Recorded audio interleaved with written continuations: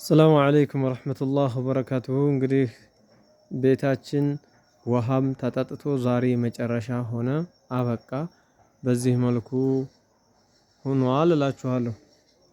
ፋሚሊ እንግዲህ ከቤት ከማቆም ጭቃ ከመምረግ ከሊሾ ከሴሌክት ከግርፍ በአጠቃላይ መዝጊያ ስንገጥም ሁሉንም አሳይተናል። አሁን የመጨረሻ ነው ማሳያችሁ ማለት ነው። እንግዲህ እንደምታዩት ግርፉ በዚህ መልኩ አብቅቷል። ሁለት ባንድ አስገረፍን ማለት ነው።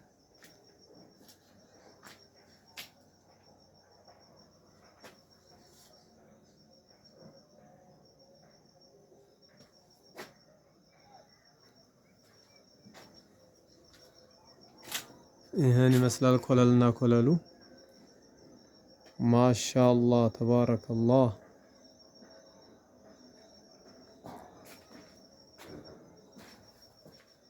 ይኸው እንግዲህ መጨረሻው በዚህ መልኩ ሆኗል።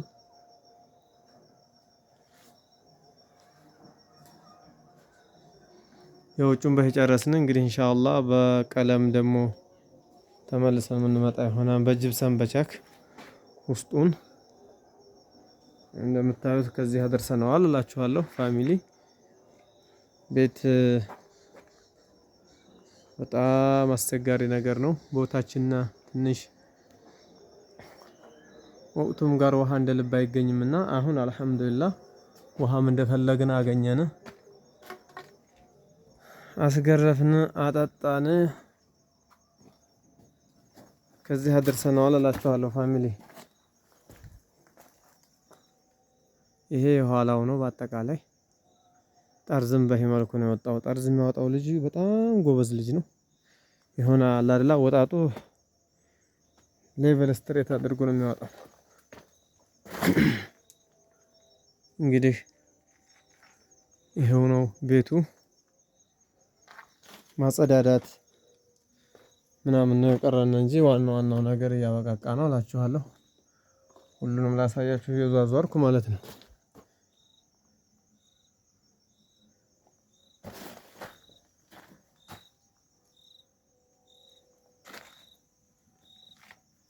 አሁን ውሃ ስላጠጣሁ ጥቁር ብሏል።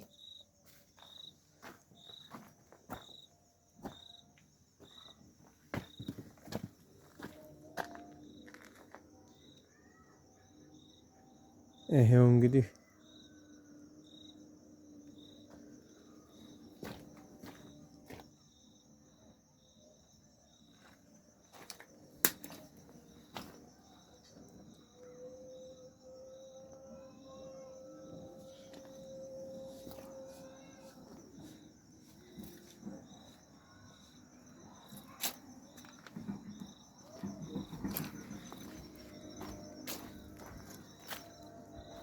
በጀርባ ያለው ነው ይሄ።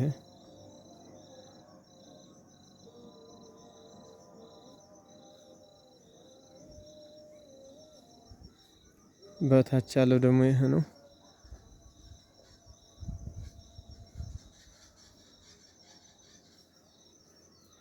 እንግዲህ ሀሳብ አስተያየታችሁን እስኪ በኮመንት አሳውቁና ቤቱ በዚህ መልኩ ደርሷል።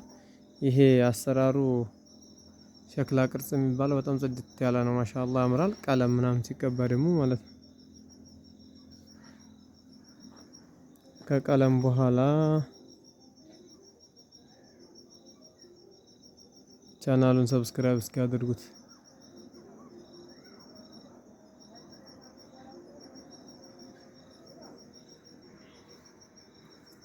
ከዛ ይሄ ጽዳዳን እንግዲህ በረንዳው ምናምኑ አላህ ፍቃድ ነገሮቹ ይስተካከላሉ ማለት ነው።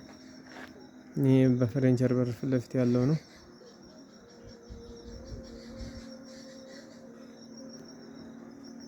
ግን አሁን ፋሚሊ እዚህ ቤት ላይ ማለት ነው ቢሆንና ባይሆን የምትሉት ነገር ካለ ሀሳብ አስተያየታችሁን ኮመንት ላይ አሳውቁን።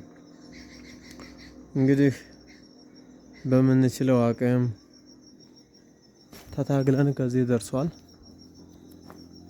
ሀሳብ አስተያየታችሁን በኮመንት እስኪ ያሳውቁ። ምን የቀረው ነገር አለ መሆን አለበት መሆን የለበትም ነበር የሚባል ነገር ካለ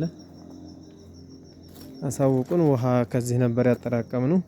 እንግዲህ ውሃውንም ልናፈሰው ነው፣ ቦታውን ልናጸዳ ነው ኢንሻአላህ። ፊት ለፊቱ ይሄን ይመስላል። ይሄ ፊት ለፊቱ ነው ማለት ነው። ሙሉ በሙሉ ይሄን ይመስላል። እዛ ሰርቪስ አለን።